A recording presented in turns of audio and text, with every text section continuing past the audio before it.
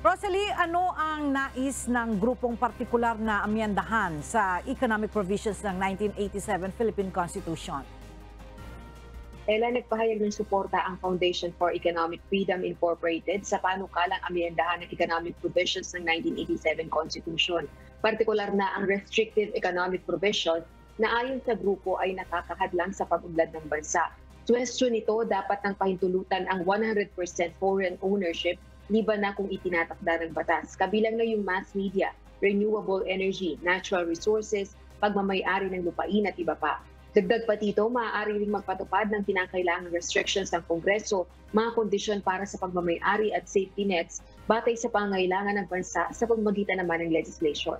Sa pamamagitan nito, ayon sa grupo, mas mahihikayat ang mga foreign investors na mamuhunan at magkaroon ng business operations sa bansa. Noong nakalipas na taon, ipinahayag ng liderato ng Kamara ni House Speaker Martin Romualdez na pagtutuunan ng pansin ng kapulungan ang pagsusulong na amyendahan ng saligang batas. Balik sa iyo, Ella. Maraming salamat, Rosalie Coz.